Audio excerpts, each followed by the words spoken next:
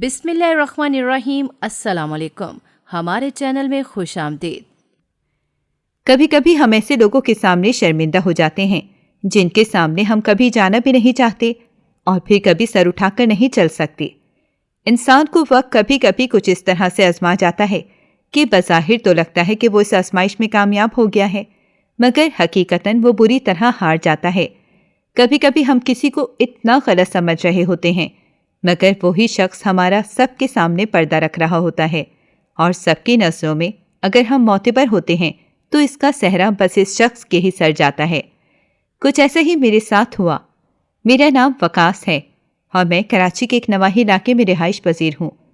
میرے والدین آپس میں خالہ زاد کزنز تھے اور میری دادی اور نانی بھی ظاہر سی بات ہے آپس میں بہنیں تھیں، اور وہ وہی بہنیں تھیں جو پرانے زمانے میں ہوا کرتی تھیں کہ ایک دوسرے کے لیے زندگی تک داؤں پر لگا دیا کرتی تھیں۔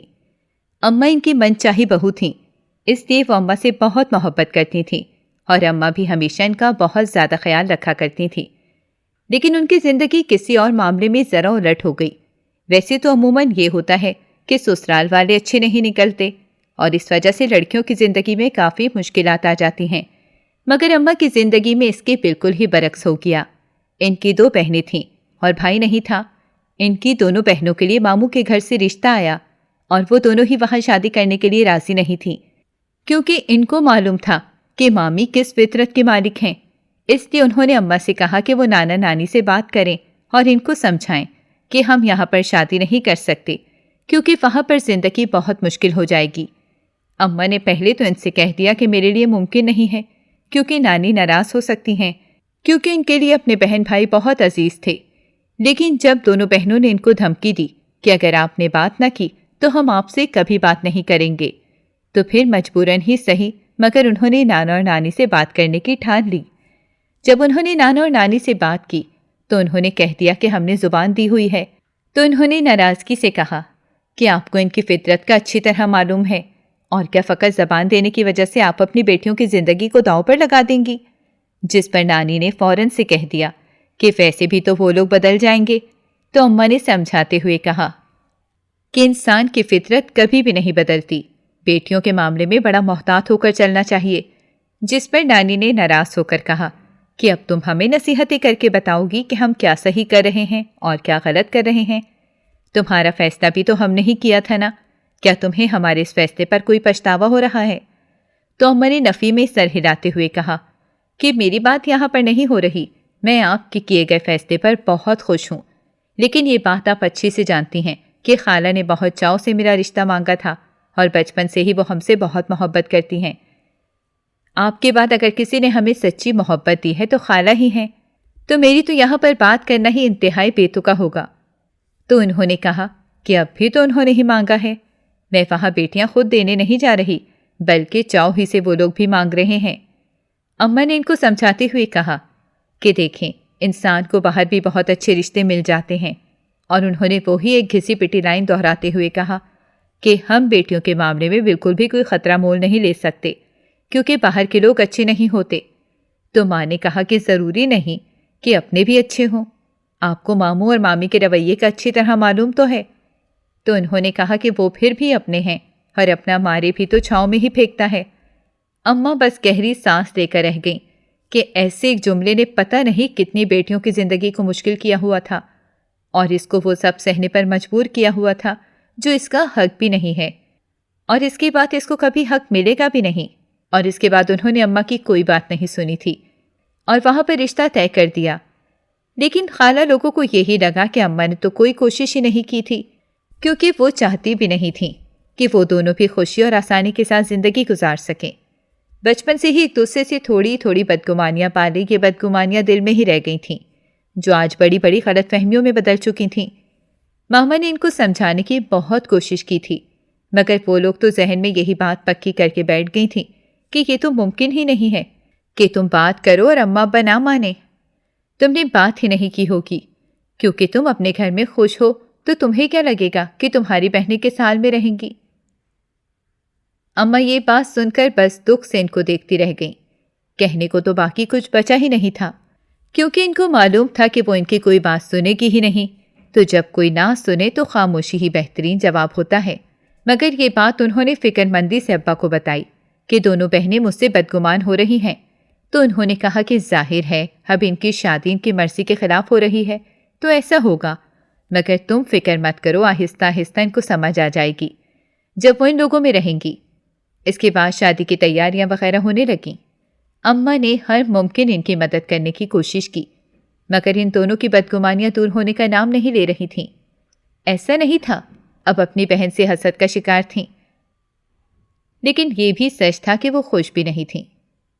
اس کے بعد ان کی شادی ہو گئی اور اماں سے وہ لوگ ناراض ہی چلی گئی تھیں، کیونکہ ان لوگوں کو لگ رہا تھا کہ اماں تو اپنی زندگی میں خوش ہیں تو اس کو بہنوں کی کیا پرواہ ہوگی۔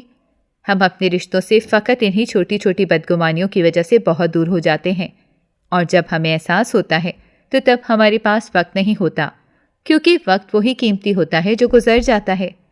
اس کے بعد زندگی کا پہیہ کبھی بہت تیزی سے اور کبھی آہستہ آہستہ چلنے لگا۔ اماں نے ان دونوں بہنوں کے ساتھ اپنے تعلقات کو بہتر کرنے کی کوشش کی کہ سچ تو یہ تھا کہ ان دونوں کی اماں کو بہت پرواہ تھی کہ وہ ان کی بہنیں تھیں، مگر بہنوں نے تو دل پر پتھر باندھ لیا تھا۔ انہوں نے ہمیشہ ان کے لیے بہت کیا، عید وغیرہ پر کپڑے دے کر آیا کرتی تھیں کہ شاید ان کو ایک دن ان کی محبت کا یقین ہی آ جائے، مگر یہ ممکن نہ ہو سکا، کیونکہ ان کے دل میں جو بدگمانیاں آ چکی تھیں، جو فرق کا بال آ چکا تھا، وہ کبھی بھی نکل نہیں سکتا تھا۔ بدگمانی جڑیں پکڑ چکی تھی اور ایک تناور درخت بن چکی تھی، اور یوں بہنوں والی محبت جیت نہ سکی اور حسد جیت گیا۔ یوں وہ دونوں بہنوں سے دور ہو گئیں، حالانکہ ان کا کوئی قصور بھی نہیں تھا، لیکن پھر بھی ان کو سزا ملی تھی، اور شاید یہ سزا قسمت کی ملی تھی کہ ان کی قسمت بہنوں کے مقابلے میں تھوڑی زیادہ اچھی کیوں تھی۔ شادی بیاہوں پر بھی سرسری سے ملاقات ہو جایا کرتی تھی، اور کہیں سے بھی نہیں لگتا تھا کہ وہ دونوں اماں کی بہنیں تھیں۔ اماں کو اللہ نے 2 بیٹوں سے نوازا اور ان کو بیٹوں سے محروم رکھا گیا، تو بس ان کے دل میں یہ وہم بھی آ گیا کہ یہاں بھی ان کی بہن جیت گئی، حالانکہ ان کا بہن کے ساتھ کسی بھی قسم کا کوئی مقابلہ نہیں چل رہا تھا، مگر پھر بھی ان کو لگ رہا تھا کہ جیسی بیٹیوں کا پیدا ہونا ان کے لیے سزا ہو گیا ہو۔ انہوں نے کبھی براہ راست اماں کو یہ بات نہیں کہی تھی، لیکن اماں کو اپنی بہنوں کی فطرت کے بارے میں بہت اچھی طرح معلوم تھا کہ وہ اسی وجہ سے اماں سے کھینچی کھینچی رہتی تھیں، کیونکہ ان کے پاس بیٹے نہیں تھے، جبکہ اماں کی بہت بڑی خواہش تھی کہ کاش ان کی کوئی بیٹی ہوتی۔ وقت گزرتا چلا جا رہا تھا، ہم لوگ نانی کے گھر اکٹھے ہوتے تھے، مگر ان بہنوں کا رویہ اچھا نہیں ہوتا تھا، یعنی میری خالاؤں کا۔ تو پھر اماں نے ان کی موجودگی میں وہاں جانا چھوڑ دیا، کیونکہ اگر اماں جاتی تو وہ لوگ فوراً ہی سامان پیک کر کے وہاں سے چلی جایا کرتی تھیں، اور پھر تو وقت گزرنے کے ساتھ ساتھ ان کو علم ہی نہیں ہوتا تھا کہ کب وہ لوگ نانی کے گھر گئی تھیں۔ اسی لیے بس شادیوں وغیرہ پر ہی ان سے ملاقات ہوا کرتی تھی، اور وہ اسی لیے بس اپنی بہن سے بات کر لیتی تھیں کہ دیکھنے والے کہیں باتیں نہ بنائیں کہ کیسی کوئی بدتمیز بہنیں ہیں۔ پھر اس کے بعد جب نانی کا انتقال ہو گیا تو وہ گھر ویران ہو گیا، اور کوئی وہاں پر جاتا نہیں تھا، کیونکہ ماموں تو ہمارے تھے ہی نہیں، اور یوں ننیال کی طرف سے جو ذرا سی امید لگی رہتی تھی وہ بھی ختم ہو گئی۔ مجھے اپنی خالہ کی بیٹی سے محبت ہو گئی۔ میری خالہ بہت پیاری تھیں اور وہ ان پر ہی گئی تھی۔ مجھے تو یہ سن کر ہی بڑی خوشی ہوا کرتی تھی کہ وہ میری خالہ کی بیٹی ہے۔ اس کا نام ارمش تھا، اور میں نہیں جانتا تھا کہ یہ محبت بچپن کی محبت تھی، کیونکہ بچپن میں ہم جب نانی کے گھر جایا کرتے تھے تو خالہ کے برے رویے کے باوجود وہ ہمارا بڑا خیال رکھا کرتی تھی، کیونکہ وہ نانی اماں کے پاس ہی رہتی تھی، تو میرا جب دل کیا کرتا تھا میں وہاں چلا جاتا تھا، اور میری اس کے ساتھ کافی بنتی تھی، اور صرف اسی کی وجہ سے میرا نانی کے گھر جانے کو دل کیا کرتا تھا۔ لیکن میں یہ جانتا تھا کہ خالہ ہمیں بالکل پسند نہیں کرتی، تو پھر میں خالہ کی موجودگی میں دانستہ طور پر وہاں نہیں جاتا تھا، کیونکہ میں جانتا تھا، مگر محبت تب ہی ہو چکی تھی کہ جب مجھے اتنی سمجھ بوجھ نہیں تھی، مگر اسے بچانے کی بھرپور کوشش کیا کرتا تھا۔ ہم دونوں نے ہی میٹرک کر لیا تھا، اور پھر میں نے اس محبت کا اعتراف کر لیا۔ مجھے اچھی طرح یاد ہے کہ نانی کے گھر سیڑھیوں پر بیٹھ کر میں نے اسے کہا کہ مجھے تم سے کچھ کہنا ہے، تو اس نے میری طرف سوالیہ نظر سے دیکھا اور کہا کہ کیا کہنا ہے۔ میں نے بغیر تہمید باندھے کہا کہ میں تم سے محبت کرتا ہوں، اور میری بات سن کر کتنی ہی دیر اپنی جگہ سن سی بیٹھی رہی۔ میں ناسمجھی سے اس کے تاثرات کو سمجھنے کی کوشش کر رہا تھا، جو یہ چیخ چیخ کر بتا رہے تھے کہ اس کو شاید یقین نہیں آیا تھا کہ میں اعتراف کرنے میں اتنی جلد بازی کر سکتا ہوں۔ میں نے آئی برو اٹھاتے ہوئے اسے دیکھا اور کہا کہ کیا ہوا؟ تو اس کا سکتہ ٹوٹ گیا۔ اس نے نفی میں سر ہلایا اور میں دیکھ سکتا تھا کہ وہ حیران کم پریشان زیادہ تھی۔ اس کے چہرے پر پسینے کے ننھے ننھے قطرے نمودار ہو چکے تھے، جو یہ بتا رہے تھے کہ میری بات سن کر وہ کافی الجھ گئی تھی۔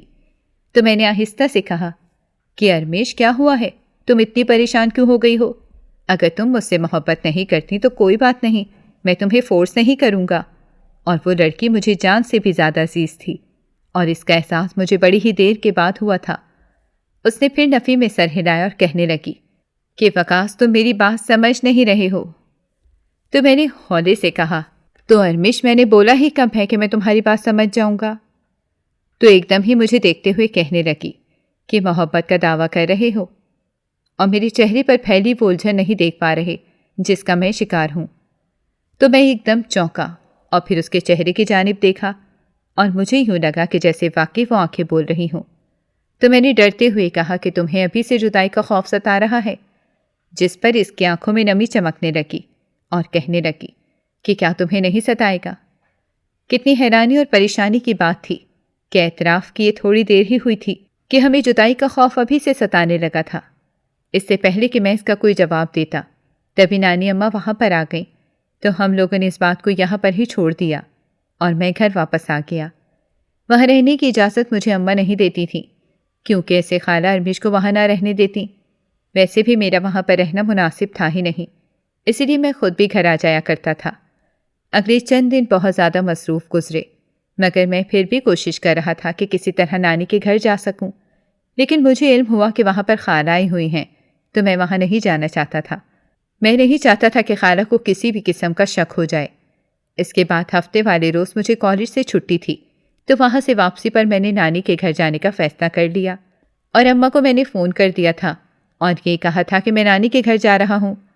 اماں نے مجھے کبھی منع نہیں کیا تھا، بلکہ وہ تو خوش ہوتی تھیں کہ مجھے نانی کا اتنا خیال تھا۔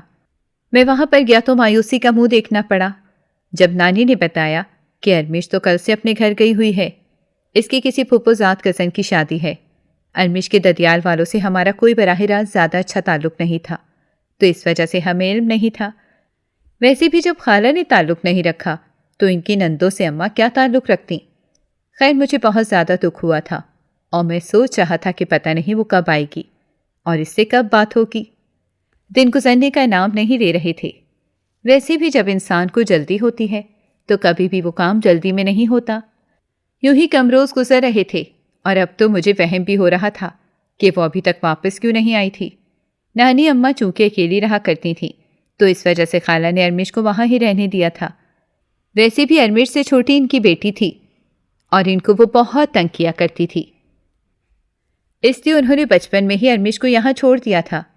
ہم نے ان کو نانا کی وفات کے بعد اپنے گھر لے کر جانا چاہا، مگر ان کو یہ منظور نہیں تھا، کیونکہ ان کو اچھی طرح معلوم تھا کہ اگر وہ ہمارے گھر چلی گئیں تو میری دوسری خالہوں کی ضد کا معلوم تھا کہ وہ وہاں پر نہیں آئیں گی اور وہ اپنی ماں سے بھی دور ہو جائیں گی، اس لیے ماں نے بھی زیادہ ضد نہیں کی تھی۔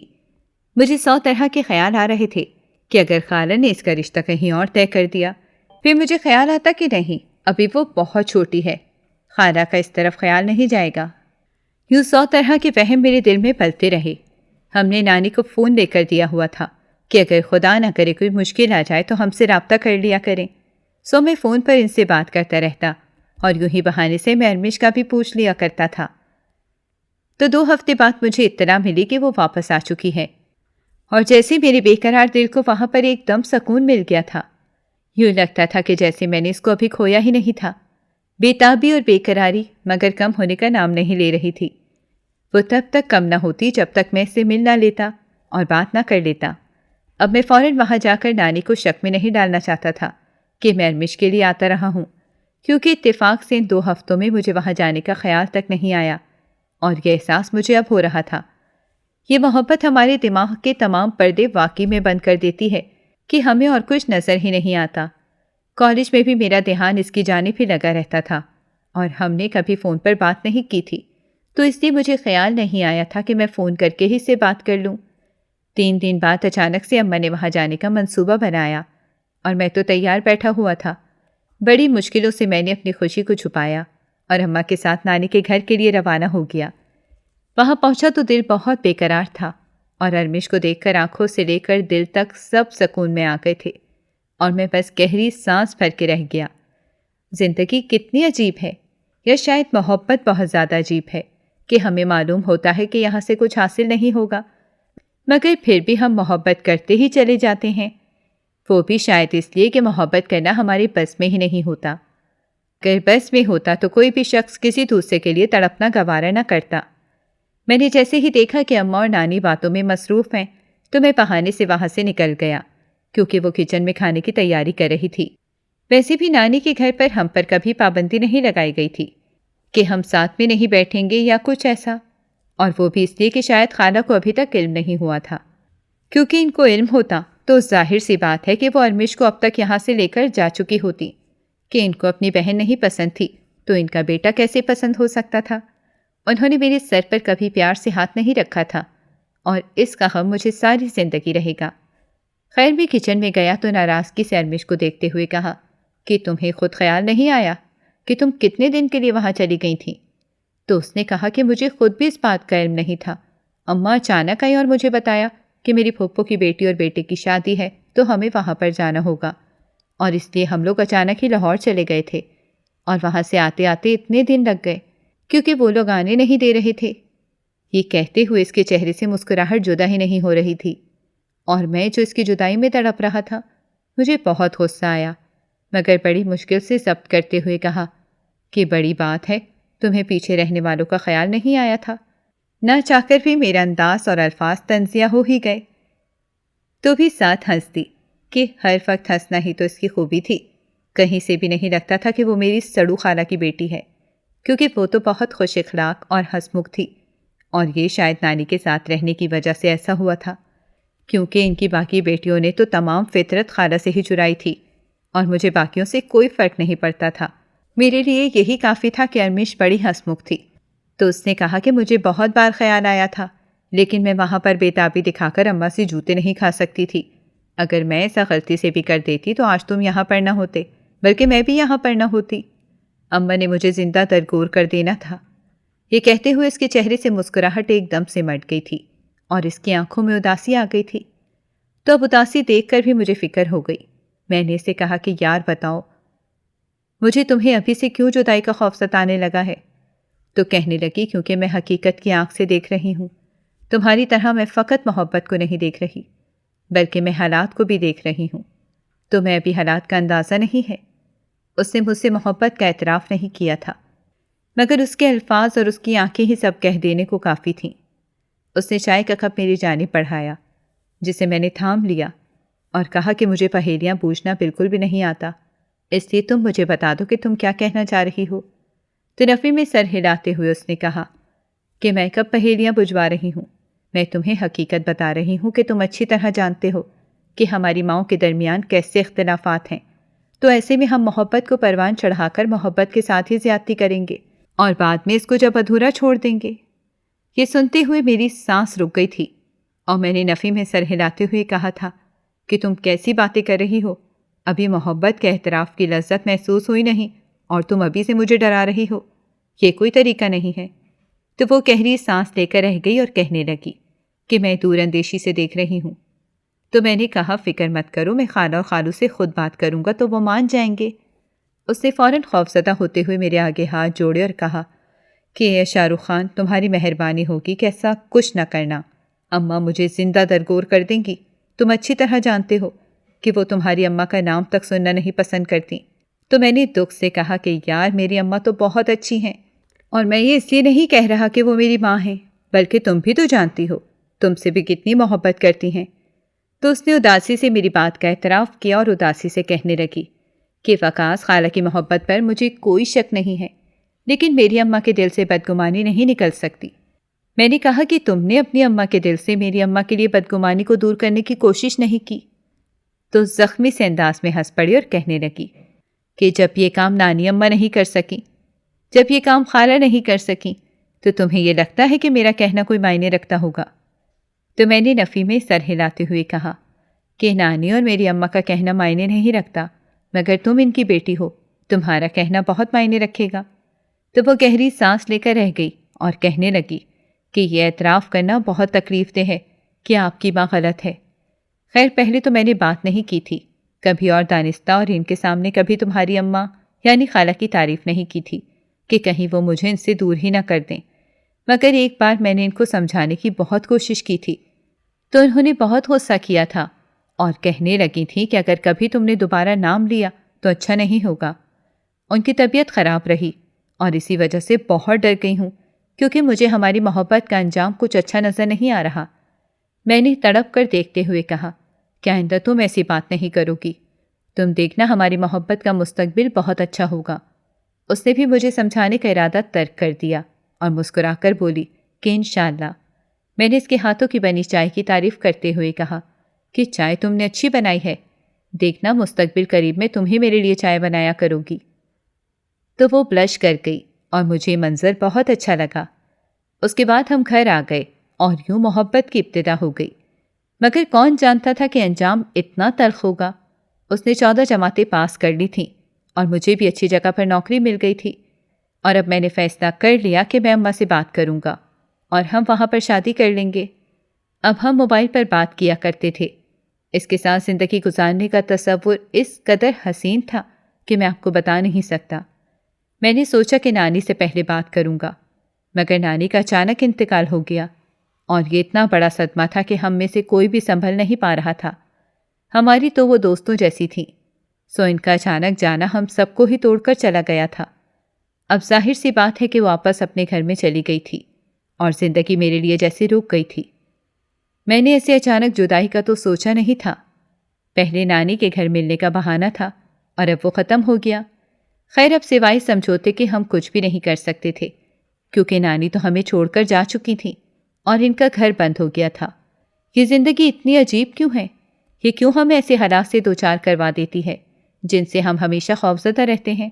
نانی کو کوئی تقریباً 9 ماہ ہو چکے تھے اور ان 9 ماہ میں سے اسے نہیں دیکھا تھا اور میں تقریباً پاگل ہو رہا تھا۔ میں ہر روز ہمت کرتا کہ اماں سے بات کروں گا، مگر پھر بھی جتنا یہ بات کرنے کے بارے میں سوچنا آسان تھا اتنا ہی اماں سے بات کرنا بہت مشکل تھا۔ ایک دن اماں میرے پاس آئیں اور کہنے لگیں کہ وقاص میں تم سے کچھ کہنا چاہتی ہوں۔ تو میں نے فوراً ان کی جانب دیکھا اور کہا کہ جی مجھے بتائیں کہ آپ کیا کہنا چاہتی ہیں۔ تو انہوں نے کہا کہ مجھے معلوم ہے کہ تم ارمش کو پسند کرتے ہو، اور میں چونک کر بے یقینی اور حیرانی سے ان کو دیکھنے لگا تھا کہ میں جس بات کو اتنا مشکل سمجھ رہا تھا وہ اتنی آسانی سے اماں کو معلوم ہو جائے گی۔ مگر پھر میں نے خوفزدہ ہوتے ہوئے کہا کہ اماں کیا ہوگا، کیونکہ آپ کو معلوم ہے کہ خالہ ہمیں بالکل بھی پسند نہیں کرتی۔ انہوں نے مجھے یقین دلایا اور وہ خالہ کے گھر چلی گئیں۔ مجھے امید تھی بلکہ یقین تھا کہ خالہ اس بات کا بہت بڑا بتنگڑ بنا دیں گی اور مانیں گی نہیں، اور انہوں نے بالکل بھی مایوس نہیں کیا تھا بلکہ اتنا زیادہ ہنگامہ کر دیا کہ تم نے تصور بھی کیسے کیا کہ میں تمہارے بیٹے سے اپنی بیٹی کی شادی کروں گی، تمہارے گھر میں اپنی بیٹی کو سسکنے کے لیے نہیں چھوڑ سکتی۔ ابا کے انتقال کے بعد ہمارے گھر کے حالات تھوڑے خراب ہو گئے تھے، لیکن ان کو پھر بھی سکون نہیں ملا تھا۔ مجھے بہت زیادہ دکھ ہوا اور میں ارمش سے کہنے لگا کہ تمہیں اماں سے بات کرنی چاہیے، مگر اس نے انکار کر دیا اور کہنے لگی کہ مجھ میں اتنی ہمت نہیں ہے کیونکہ اماں بہت زیادہ غصے میں ہیں۔ اس کے بعد 1 مہینے کے اندر اندر اس کے کزن کے ساتھ شادی کر دی گئی اور یہ خبر سن کر میں ٹوٹ کر رہ گیا۔ میں بہت رویا مگر کچھ نہیں ہو سکتا تھا۔ اس بات کو کئی مہینے گزر گئے تھے اور مجھے علم ہوا کہ اپنے گھر میں خوش نہیں ہے کیونکہ اس کے شوہر کو علم ہو گیا کہ وہ مجھ سے محبت کرتی تھی، تو اس نے بہت ہنگامہ کیا۔ میں نیم پاگل سا ہو رہا تھا کہ اماں نے میری شادی زبردستی کروا دی۔ میں نے نوکری بھی چھوڑ دی ہوئی تھی، میرا کہیں پر دل نہیں لگ رہا تھا۔ اس کے بغیر یہ دنیا مجھے ویران لگ رہی تھی اور مجھے احساس تک نہیں ہو رہا تھا کہ میری شادی ہو چکی ہے۔ اماں مجھے سمجھانے کی بہت کوشش کرتی تھیں مگر میرے کان پر جوں تک نہیں رینگ رہی تھی۔ تقریباً 7 ماہ مزید گزر گئے، یعنی میری شادی کو 7 ماہ ہو گئے تھے، مگر کچھ بھی بدلاؤ نہیں آ رہا تھا، اور انہی دنوں اماں بھی مجھے چھوڑ کر ابدی سفر پر چلی گئیں۔ میں ایک دم سے تنہا رہ گیا تھا۔ اس دوران میری بیوی نے میری ڈھارس بندھانے کی بہت کوشش کی مگر مجھے صبر نہیں آ رہا تھا۔ میں نے اپنی زندگی کی 2 قیمتی عورتوں کو کھو دیا تھا۔ میری حالت بہت خراب ہو رہی تھی۔ دوسری نوکری جو ملی تھی وہ بھی میرے ہاتھوں سے جا چکی تھی۔ مجھے نہیں معلوم تھا کہ کیسے، مگر میری بیوی میرے گھر کا خرچہ چلا رہی تھی کہ اس کے پاس تھوڑی جمع پونجی تھی۔ مجھے آہستہ آہستہ زندگی کی سمجھ آنے لگی تھی کہ صرف محبت سے کچھ نہیں ہوتا، پیٹ بھرنے کے لیے بھی کچھ چاہیے ہوتا ہے۔ مجھے ارمش سے آگے بھی بہت کچھ سوچنا پڑ رہا تھا۔ میں بہت پریشان تھا، تو اس نے مجھے حوصلہ دیتے ہوئے کہا کہ مجھے سلائی کڑھائی آتی ہے، فکر مت کریں، میں گھر کا خرچہ نکال لیا کروں گی۔ تو میں نے اس کے ہاتھوں کو ایک دم سے پکڑ لیا۔ وہ چونک گئی، کیونکہ آج سے پہلے میں نے ایسا کبھی نہیں کیا تھا۔ میں نے کہا کہ تم اتنی اچھی ہو، میں نے تمہارے ساتھ کتنی زیادتیاں کی ہیں، مگر تم نے میرا ساتھ نہیں چھوڑا۔ تو وہ ایک دم سے مسکرا اٹھی اور کہنے لگی کہ میں نے کوئی انوکھا کام نہیں کیا، آپ میرے شوہر تھے اور میں نے بس بیوی ہونے کا حق ادا کیا ہے۔ مجھے آہستہ آہستہ وہ اچھی لگنے لگی تھی، مگر میں نہیں جانتا تھا کہ ابھی آزمائش مکمل نہیں ہوئی۔ ایک دن میں کمرے میں بیٹھا ہوا تھا، تبھی ارمش کا فون آیا۔ مدتوں بعد اس نمبر سے کال آئی تھی۔ میرے پیروں تلے سے زمین نکل گئی۔ میں نے ہمت کر کے کال اٹھائی تو اس نے بتایا کہ اس کے شوہر نے اس کو طلاق دے دی ہے اور وہ روز اول سے شکی انسان تھا۔ مجھے سن کر بہت دکھ ہوا اور اس نے مجھے کہا کہ کیا تم مجھے اپناؤ گے؟ اتنی بڑی آزمائش کا تو میں نے تصور بھی نہیں کیا تھا۔ وہ مزید کہنے لگی کہ اماں کو اعتراض نہیں ہے، ان کو بھی علم ہو چکا ہے کہ انہوں نے اپنی انا میں بہت غلط فیصلہ کیا ہے۔ اس سے پہلے کہ میں کوئی جواب دیتا، میری بیوی کمرے میں آ گئی اور وہ کوئی لیس ڈھونڈ رہی تھی کہ اس نے کپڑوں پر لگانی تھی، اور پل بھر میں ہی کوئی فیصلہ کر لیا میں نے۔ ارمش سے محبت ضرور تھی، لیکن میں اس عورت کو نہیں چھوڑ سکتا تھا۔